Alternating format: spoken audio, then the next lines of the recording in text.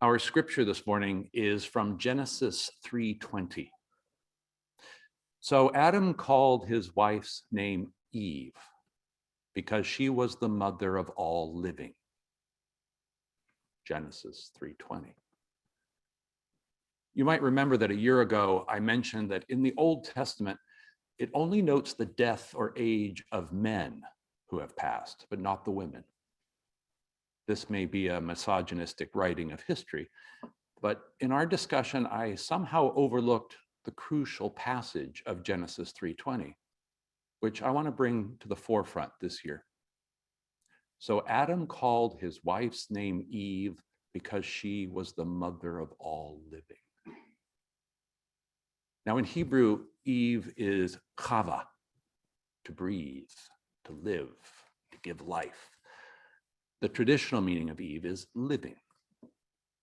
Eve, divine mother, our feminine aspect within each of us, is the mother of all living. It's not even the mother of all living things. No, it's the overall living. So appropriately, there is no expiration date. This is striking as we move towards and further into the Aquarian age, where there's less emphasis on masculine energy and more attention given towards a balanced approach to all living. You can see it, you can feel it. And I know there's flare-ups and scary news headlines, but underneath, there's a sense that our global consciousness is moving towards a more holistic approach. Kicking and screaming, perhaps, like newborns, but therefore even more dependent and more demanding of motherly love. And counterintuitively, we have the coronavirus to thank for accelerating this transition. Despite the countless tragic deaths, despite the politics and the shutdowns and the economy and the rollout, there is no doubt that we are globally connected and that we instinctively feel the need to nurture one another, even if at first we complain about it. We may protest, but we have an umbilical connection to all living. After suffering astronomical numbers in the US, Brazil and India are now feeling the weight of this collective responsibility. And there was a recent article by a woman named Rani Nutil, who lost her mother of natural causes, but nevertheless flew back to India to attend to her service. And in the article, she laments how so many people are dying alone and their families cannot attend to them in their final moments or give their final rites. And in this article, she drops an interesting passage. Apparently, after the cremation, she says, "A man handed me my mother's umbilicus, still warm and wrapped in terracotta. I was told the belly button doesn't burn the way the rest of the body does, that it remains impenetrable. They wrapped it in a thick, wet clay so I could carry it to the Ganges and throw it in. So I did just that. I drove to the river, raised my hand to throw my mother into the sacred river. Her navel arched across the midnight sky and began its descent into peace." The umbilicus doesn't burn. It remains impenetrable, doesn't go away. Our connection to our mothers, divine mother, Mother Earth, is never lost. The Eves do not have a tombstone, for they are eternal. Not even the masculine-centric Bible can gloss over that. Reminds me of a good friend of mine, Robbie, that he always reminds me what a bloody miracle it is to attend a birth, because we get a front row seat to watch an amphibian become a mammal. He should know he's launched like 4 of these things into the world. And it was personally stunning for me and so moving to cut the cord that turned my amphibious daughter into my mammalian daughter. My wife, Daisy, would have done it, I'm sure, but she was kind of busy at the time. This move from attachment to independence is metaphysically crucial. It's one of the ways we mark the responsibility of free will. We literally cut the lifeline and then pray that the creature inhales. But the moment we start to add to our species, that bond snaps right back into place all over again. It's as if independence and free will, it's not that they're an illusion, but they are certainly temporal. We are, underneath it all, connected. And we carry a scarred reminder right there in front of our being, whether you got an innie or an outie or a mix or whatever it is. And as Ronnie Nutil reminds us, it's the umbilicus that descends us into peace at the end of our days. We might be reminded a little more often of our motherly link, not just on Mother's Day. And I don't mean something obvious like being kind to others or sending flowers. I mean mothering ourselves more often. This is one of the great gifts of metaphysics. It's that we are everything unto ourselves. We are Adam, the prophets, the kings, the queens, Eve, Chava, all living. In these years between the umbilical connection and the descent into peace are a golden opportunity to nurture others and nurture ourselves.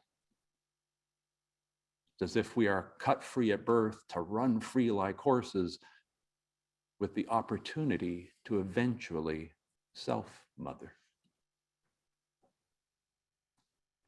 Run free like horses. That kind of reminds me of another event this month, which is the Kentucky Derby. I have a strange reaction to the Kentucky Derby. I have for years. It's, all right, here we go. Whenever I watch it, I burst into tears. It's not the Preakness, it's not the Belmont Stakes. It's only seems to be triggered by the Kentucky Derby. And oddly, it's not Churchill Downs. I actually had a chance to visit the racetrack last January, just before quarantine. And I got nothing, it was fine to track. You know, no sense of nostalgia, not even a sniff. But in the museum, they played this stupid movie of various races over the years, and I lose it all over again. In embarrassment, my daughter scooted 2 seats away.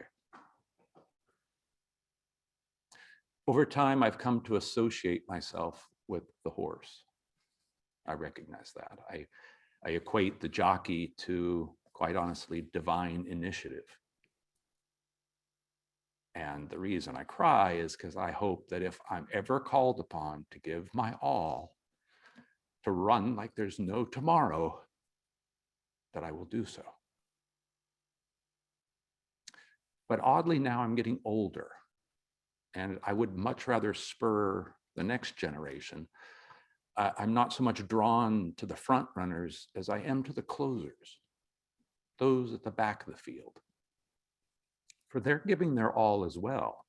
They're running also at nearly 40 miles an hour. They are world-class racehorses. And yet we call them long shots and losers. What would we say as mothers to those who finished, not at the front, but at the back? What if we see ourselves as often finishing last, as accomplishing nothing? How could we nurture them or us, ourselves, a little better? You know, this year, the last place horse at number 19 finished 64 lengths back. The second to last horse, finished at number 18, was way ahead of that, 31 lengths. So this last horse, imagine the loneliness of striving with all your might, all by yourself, and there's not even a peer in sight.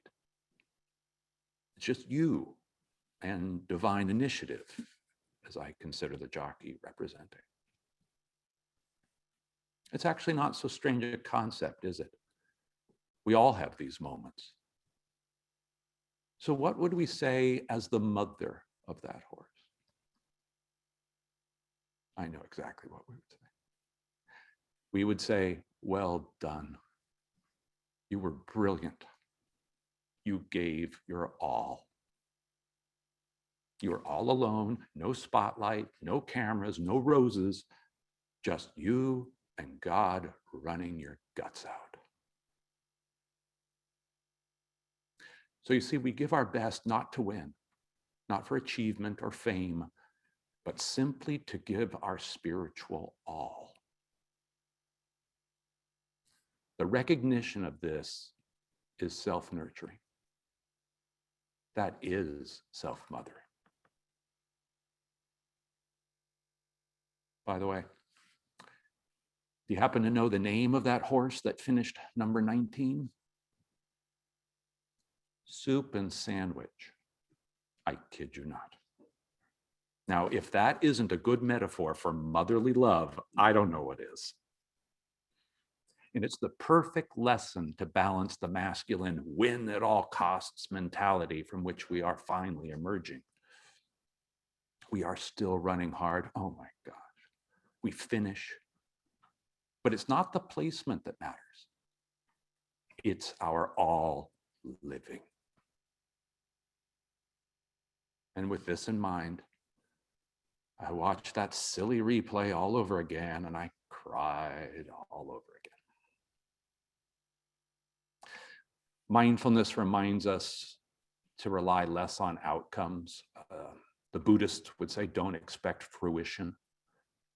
And this is important in the sense that glory, success, notoriety is not the goal of motherhood. In our growing consciousness, we do our best not to win, but to be of best service, to be our best self, for our connection to Divine Mother. Because it's not about us versus others, it's about us with us. For doing our best for God, our Creator, our original mother, our life agreement, our contract, for honoring why we began the silly race to begin with. And the gift is even more profound when we finish 64 links back. We're there. Without peers, we are more easily reminded of the divine umbilicus that is never severed.